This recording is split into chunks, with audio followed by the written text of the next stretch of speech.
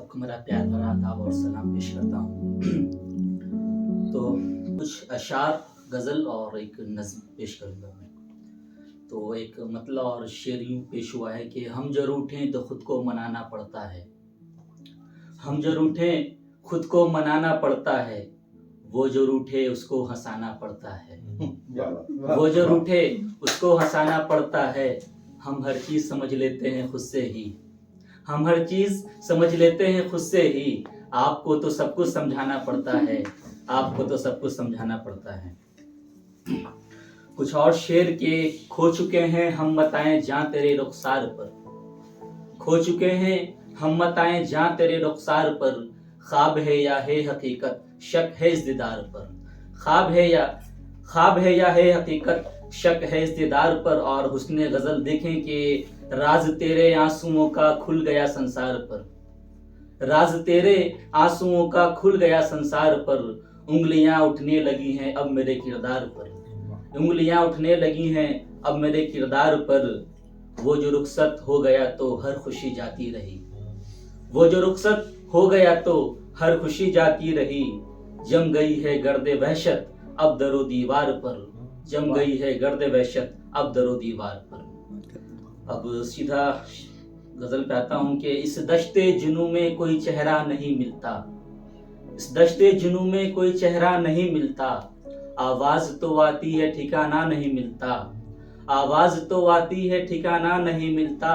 उस घर को भला घर ही कहा जाएगा क्यों कर, उस घर को भला घर ही कहा जाएगा क्यों कर।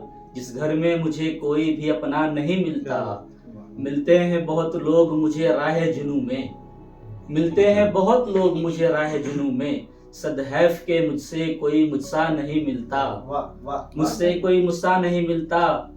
और फिर शेर के ये सब्र है मेरा के खामोश हूँ वरना, ये सब्र है मेरा के खामोश हूँ वरना। किसने कहा कि जुल्म का बदला नहीं मिलता, किसने कहा कि जुल्म का बदला नहीं मिलता। शायद के सवेरों को अंधेरों ने डसा है, शायद के सवेरों को अंधेरों ने डसा है।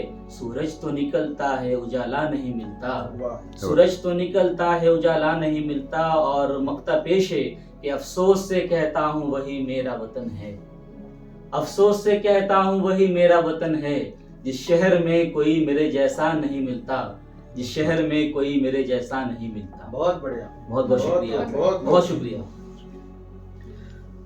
गजल कुछ अशार की जिंदगी जीनी थी पर बनाने लगे। मैंने एक नॉवेल पढ़ा था the old man and the sea by Ernest Hemingway in my BA days, तो बहुत ही ज़्यादा मुझे पसंद आया था। और फिर वहाँ पे ज़िंदगी का असल जो गोल है उससे मैं तारुफ महसूस किया, तो वहीं से मैं लिखा कि ज़िंदगी जीनी थी पर बनाने लगे और सफ़र को ही मंजिल बताने लगे, और सफ़र को ही मंजिल बताने लगे।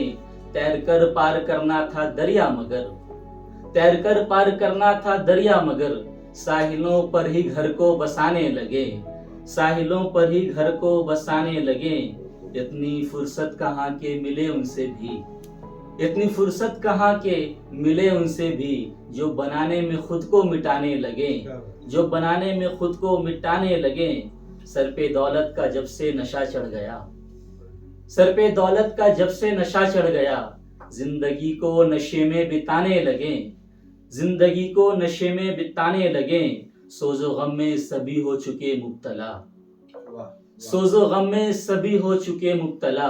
दर्द पीने लगे गम पिलाने लगे, दर्द पीने लगे गम पिलाने लगे। और आखिरी एक नज्म बउनवान के उसे आवाज देता हूँ, उसे आवाज देता हूँ। किसी गम को भुलाना हो, खुदी में मुस्कुराना हो। अंधेरी काली रातों में किसी जुगनू को पाना हो, कोई रंजिश भुलानी हो। उसे आवाज देता हूँ, उसे आवाज देता हूँ। खुदी में डूब जाना हो, पलट कर फिर ना आना हो। शबे तन्हाई में उसको कोई किस्सा सुनाना हो, या नगमा गुनगुनाना हो। उसे आवाज देता हूँ, उसे आवाज देता हूँ। सड़क पर साथ चलना हो या खुलकर मुस्कुराना हो, सड़क पर साथ चलना हो या खुलकर मुस्कुराना हो। जो रिश्ता निभ नहीं सकता, जो रिश्ता निभ नहीं सकता, वही रिश्ता निभाना हो। खुदी को आजमाना हो, उसे आवाज देता हूँ, उसे आवाज देता हूँ। और आखिरी बंद इस नज्म का कि किनारा सबसे करना हो, किसी से जब न मिलना हो। किनारा सबसे करना हो, किसी से जब न मिलना हो। हमेशा घुट के जीना हो, वो जिसको याद करके भी मुकम्मल भूल जाना हो। उसे आवाज देता हूँ। बहुत बहुत शुक्रिया। फिलिस्तीन वाला नहीं है। फिलिस्तीन पढ़ दीजिए। फिलिस्तीन वाला सुनाइए। बहुत बहुत शुक्रिया, बहुत अच्छा सुन रहे हैं। और फलस्तीन जी, इसके बारे में मुझे चर्चा करने की ज़रूरत नहीं है, हम आप तमाम सभी चीज़ जानते हैं। तो बनवान के मैं फ़लस्तीन हूँ। आज मुझ पे गिराते हो तुम बिजलियाँ, और फैली हैं हरसूं मेरी सिसकियाँ। खाक करने की साजिश तुम्हारी है तो मौत का घूंट पीने की आदत मेरी। याद है वो जमाना जब तुम आए थे, हाथ खाली थे और तन था बिन कपड़ों के। होके रुसवा जमाने से आए यहाँ, सर छुपाने की मैंने ज़मीं भी तो दी। सर छुपाने को मैंने दिया आशियां। मैंने की थी हिमायत तेरे हाल पर, तुमने छुरियां चलाए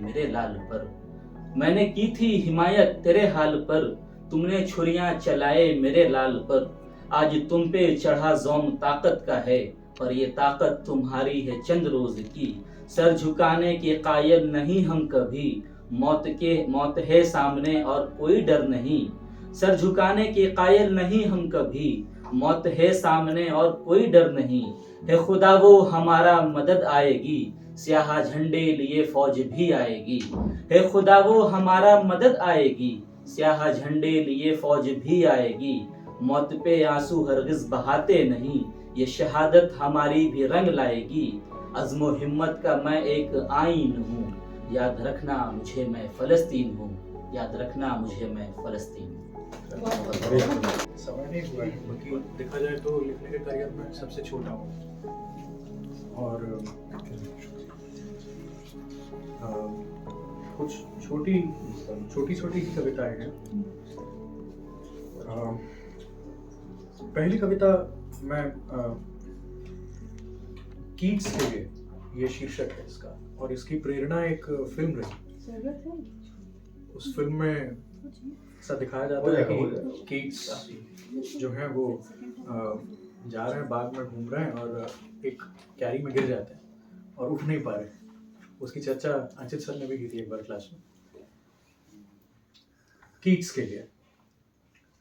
लंदन के धूल सने पीले मौसम में, जहां आकाश लकवाग्रस्त अधमरा पड़ा है, तुम्हारा प्रेम जीवंत था। शहर अपने काले पीले हाथों से प्रेम का गला घोंट देता है। तुमने सही किया कि तुम फुलवारी में गिर पड़े और वहीं रह गए। शहर वापस आने की कोई जरूरत नहीं थी कि प्रेम शहर की नीली परिधि में कभी समा ही नहीं सकता। उसे सुदूर लाल क्यारियां ही पसंद है। तुम उन्हीं लाल क्यारियों के बीच रह गए और न उठे। तुमने सच्चा प्रेम किया था कि बहुत बढ़िया। दूसरी बीच में बीमार हो गया था, तो उस समय की है। शीर्षक है डिसइल्यूजनमेंट। बुखार से तपती हुई देह पर एसी से एक ठंडी बूंद गिर पड़ी और मैं हठात सचेत हो गया। खुमारी से जगाने के लिए एक बूंद ही काफी है। आग लगाने के लिए एक चिंगारी ही काफी है। ये बूंद न जाने कितनी बार कितनों की देह पर गिरी होगी, कितनों को इसने जगाया होगा। हर जागृति नहीं लगती है, लेकिन इस दुनिया में कुछ भी नया नहीं है। आदम की नए की चाह बहुत पुरानी है। इस बूंद से पहले भी कई बूंदें गिर चुकी हैं, आगे भी गिरेंगी। इस बूंद से पहले भी कई लोग जग चुके हैं, आगे भी जगेंगे। कैसे एक पल में मानव चेतना की परंपरा का पुल टूट जाता है, कैसे एक पल में डिसइल्यूजनमेंट हो जाता है। और इसके लिए हिंदी शब्द नहीं है? जी कोशिश की थी, पर मेरे इसका शीर्षक है कायर।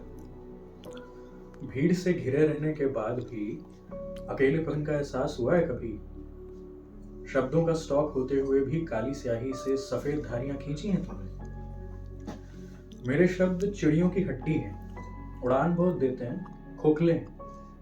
मेरे विचार, मेरे आदर्श ढकोर शंख हैं, संबल बहुत देते हैं दूसरों को। जीवन की सुधा में भीगना चाहता हूं पर हिम्मत नहीं होती, कायर हूं। बहुत बढ़िया।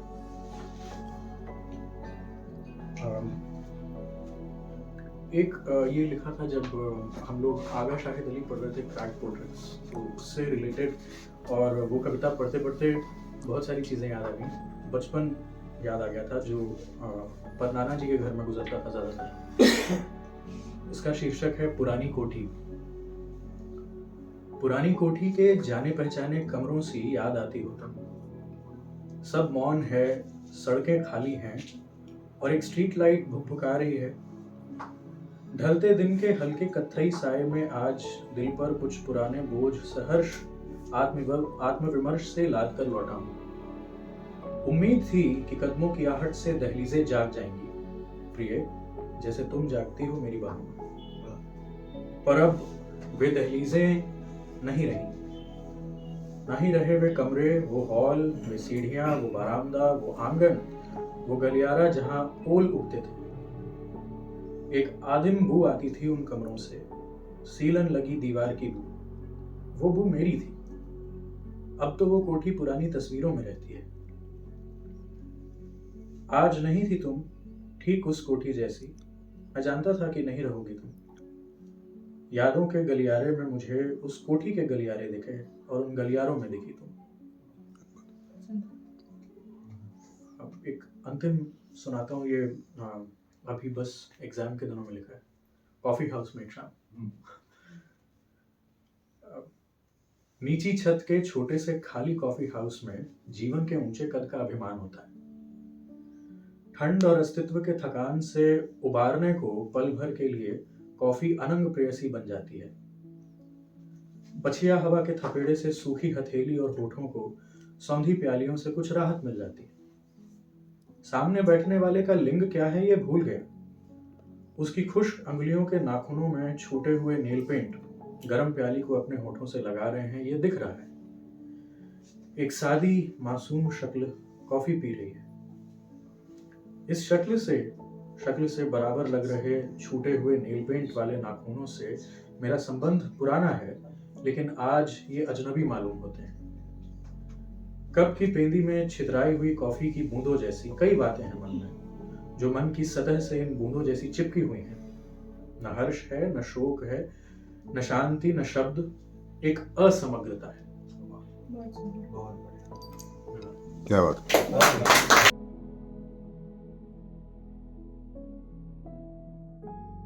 तो कविता है ये। कविता बेसिकली ये एक ऐसे एब्स्ट्रैक्ट आइडिया को देखकर मैंने लिखा है, जो मैं घर में भी महसूस करती हूँ और आसपास भी देखती हूँ। मेरी कविता का शीर्षक है प्रेम, विश्वास और आज़ादी।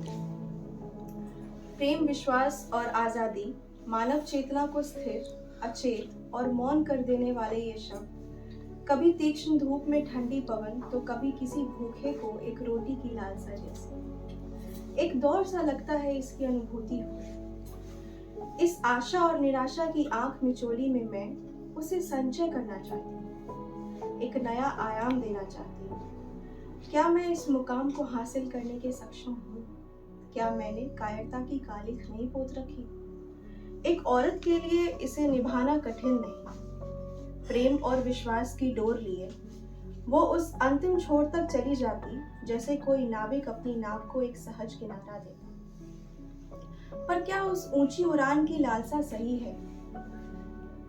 रात को किसी दिन रोजमर्रा की लपेट में घर की ओर रुख करूं, तो क्या इस मेहनत की शाबाशी होगी?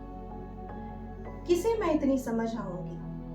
क्या मुझे खाली आसमान देखना सीख लेना चाहिए? यह मॉडर्न वर्ल्ड एक खाली हाईवे पर सीधी चलती गाड़ी प्रतीत होती। भावनाएं किसी पूर्णिमा की चांद सी, इन्हें कहाँ समझ आती है। प्रेम, विश्वास और आजादी ही तो जीवन का आधार है। सावन भादों की बारिश के बाद भी यह प्यासा मरुभूमि सा यह एक वेस्टलैंड है। वाह, बहुत बढ़िया। एक और कविता है जिसका शीर्षक है प्रेम एक तलाश। लो भागते भागते खुद को दरकिनार करते करते यूं तो हो गई हूँ हताश, ना जाने इन चक्षुओं को किसकी है तलाश। बांधा था अपने ईमान से ऊपर तुझे, हुई रूबरू हर उस उल्फत से। देखूं तो कुछ नहीं था मेरे पास, फिर क्यों आज टूटी रही मन की आस। आज फिर दिल को तेरी याद बेहिसाब आई, पर फिर तेरी यादों में खुद को वीरान पाई। मोहब्बत उम्मीदें नाउम्मीदी कहते हैं लोग, पर इसकी घटा का कहाँ सबको है भोग। बहुत कठिन है डगर प्रेम की, लो तोड़ दी मैंने उम्मीद की मटकी। प्रेम भटी का मदवा पीकर मतवारी हुई लफ्जों को सीसी कर। बहुत बढ़िया। बड़े हैं, तजुर्बेकार हैं। आशा करता हूँ कि कुछ गलती हो, जो भी गलती होगी उस पर आप मुझे माफ करेंगे। ऐसे मैंने ये इंग्लिश में लिखा था कोविड के टाइम पर, क्योंकि वो अनुवाद करके हिंदी में मैंने ये इसे किया, तो हो सकता है थोड़ा अटपटा लगे। इसका टाइटल है आई टॉक टू मी, ऐसे मेरी खुद से बात। जिस प्रांत में मेरा जन्म हुआ, खबरदार तुमने अगर सोचा ऐसा एक विधान था। मेरे आकाओं की अधूरी ख्वाहिशें मेरी बना दी गई, और यह बताया गया कि ये तुम्हें बहुत दूर तक ले जाएंगी। उन ख्वाहिशों में से ऐसे बंध गया जैसे हाथी का बछड़ा किसी बेड़ी से। मेरा प्यार करना, खाना और सोचना सब वे तय करते। जीवन जीने के 100 तरीके और थे, पर क्या जरूरत मेरी जो मैं उनका चयन करूं। और मैं समझा कि जिंदगी ऐसे ही होती है। एक दशक बाद वे बेड़ियां जंग खाकर टूटने लगी। घायल मन के साथ मैं गिरते रेंगते उस गुलामी से बाहर आ गया। मन के अंदर की दीवार में दरार पड़ चुका था, अब वे टूटने लगे। अब उन आकाओं की ध्वनि कमजोर पड़ चुकी थी और मैं निकल चलने को तैयार था। अब मैं आजाद हूं। एक ये छोटी कविता है जो मैंने अभी हाल फिलहाल में लिखी है, औसत आदमी। ये बहुत छोटी है। एक औसत आदमी जो भीड़ में खड़ा है, वह भीड़ उसे नहीं भाती, पर कमबख्त भूख जो बनाती है उसे उस भीड़ का अंग। और यहीं से शुरू हो जाता है कुछ लड़कर टुकड़े पाने का प्रसंग। वो औसत आदमी किसी विचार का समर्थक नहीं है। विचार तो बनते ही हैं आने और जाने को, अपने को सही और दूसरों को गलत बताने को। फिर भी वह अपने विचार को त्याग किसी धारा में बह जाएगा। एक ये भी इंग्लिश में ही मैंने लिखा था, अंग्रेजी में ही लिखा था, पर ये बाद में कल मैंने अनुवाद किया है इसका। मिस्ड बाय अ विस्कर, एक मूंछ से चूक। स्पर्धा इंसान का साथी हो चुका है। वो चूहों की दौड़ में कूदने को मजबूर है अपना भोजन पाने को। अनेक षड्यंत्र भी रचता है उसे जीतने को। योग्यात्म की उत्तरजीविता, सर्वाइवल ऑफ द फिटेस्ट, अब पागलपन की हद तक छू चुका है। चापलूसी एक श्रेष्ठ गुण बनकर सामने आया है। उसे अब लगता है कि पाप का कोई दंड नहीं होता और दान जैसी कोई चीज नहीं होती। इनका धर फर्श पर है, सर सातवें आसमान पर जा चुका है। परिवार सबसे महत्वपूर्ण हो चुका है, उनके गुण विलुप्त हो चुके हैं और शक्ति दिशाहीन। चमक धमक जो उन्हें यंत्र दिखाते हैं उन्हें बीमार कर चुके हैं। जब अंत समय आता है वे दूसरे पर अपना ठीकरा फोड़ते हैं, पर उनका सारा श्रम बेकार होता है और आखिर में वे कहते हैं कि मैं एक मूंछ से चूक गया। ये चंद दिनों पहले एक दुर्घटना हुई। मेरी एक बड़ी बुआ थी, उनका डेथ हो गया था। और ये मैंने 5 मिनट में लगभग लिखा है। वो कास्केट वहां पे है और मेरे मन में जो भी विचार आया, कुछ देखा, उस पे मैंने लिखा है। एक थी आंगन की शोभा, जिसके होने से घर खिलखिला उठता था, जिसकी आंखों में जुगनुओं सी चमक थी। आज उनमें एक विशाल अंधकार है, एक सितारा जो टूट चुका था पहले, आज वो एक चमक के साथ गिरता हुआ दिखा। चंद्रमा सी शीतलता थी जिनके स्वभाव में, वह आज शिथिल होकर ढल गया। एक पवित्र आत्मा अपने अनंत मार्ग पर निकल गया, छोड़कर एक विकारयुक्त शरीर। कुछ परिजन हैं उनके पास, जिन जिन जिन उनके पास, जिसके पास अर्पण को केवल अश्रु है, कुछ सच और कुछ झूठ, और पुष्प, कुछ सच और कुछ झूठ। मेरे पास दोनों नहीं है, पर चंद शब्द श्रद्धांजलि देने को।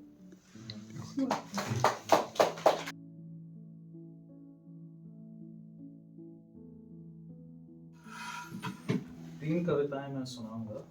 तीनों कविताएं जो हैं वो मेरे बहुत करीबी लोग हैं, उनके जीवन के कुछ घटनाओं पे जो 3-4 साल पहले हुआ है उस पे मैंने लिखी थी।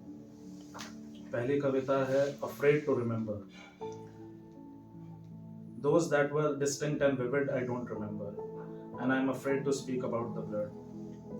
I can begin stories but cannot find a conclusion. I am afraid of walking alone. Would have I liked the crowd? The cacophony should have turned to music. Even then, I keep my hand over my ears. Everything is dangerous, running towards me to feed on my flesh and gulping my blood as though the ritual has been done. I don't remember the warmth of her body, her voice, her face, which I had felt a million times, are no longer with me, and I am afraid to mention her eyes. Is she the one who lies, lying there in cold? The smell of flesh and blood not my own. I don't remember, but her eyes are still with me. All I have is a shadow.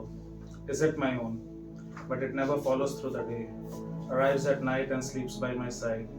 Can I talk about it? I am afraid, even during the night.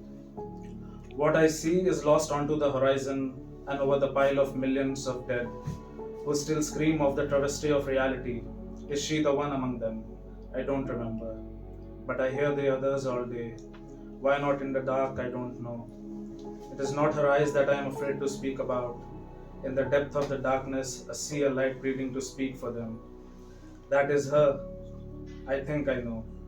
But I am not sure if I can do it. I am still afraid to speak about it.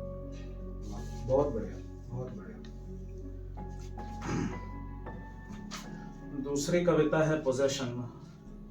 ये हमारे एक मित्र थे, यानी कि हैं, उनकी प्रेमिका थी, दोनों का जो है रोका बचपन में हो गया था और दोनों साथ में दिल्ली में रह रहे थे। तो उस घटना पे है कि बाद में क्या हुआ उस पे ये है। Someone is yelling at me. He claims that he owns my love. You were there at the table eating biscuits. Only our dog is scared. He is not by himself, enabled by history to drag you off the ownership he considers to be rightful. Are you his possession? Someone else is there. He is old. What made you to come out?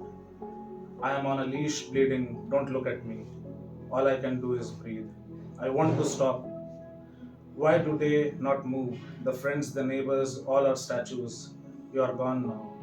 Our dog is now licking my wounds. I have not heard from you. I can see you at the table. Someone said that he now possesses you. Did it really own you? But I know how it goes. I know you want me to say to come and take you, but I am still not unleashed. There's another one who says that she owns me. Is it true? Another old man. I do know, says she does. I'm still bleeding. Do you know how it ends? Someone screamed that you took a bullet. Where did you find one? Can I come to your garden, your morgue? I am a dead man. Why are you still readying the butcher for me? Give me the bullet. Where is it? I want the same one inside of me. बहुत बढ़िया, very nice.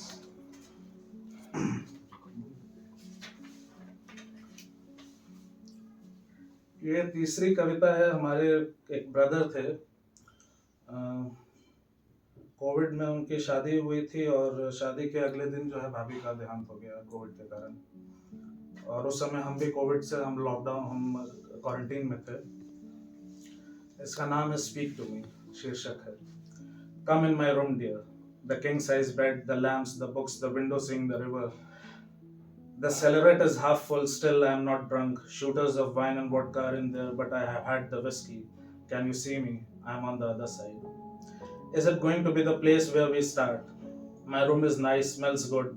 Why did you stop at the window? The river's the same. We have felt it again and again. Don't open it. From here, it's not the same. Don't you feel the warmth that has engulfed this room? It is the time where we. Is it the time where we take off our clothes?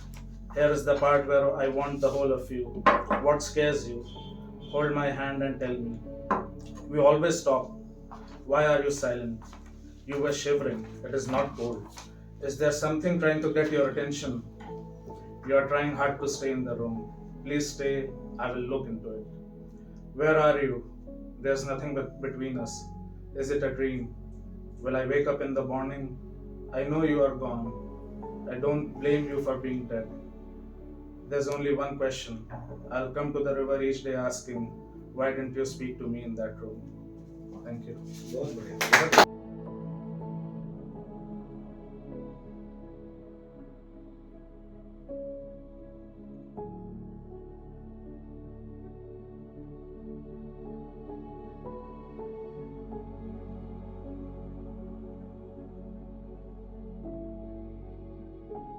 आ रहा है तो subscribe ज़रूर करें, अपने दोस्तों को भी कहें।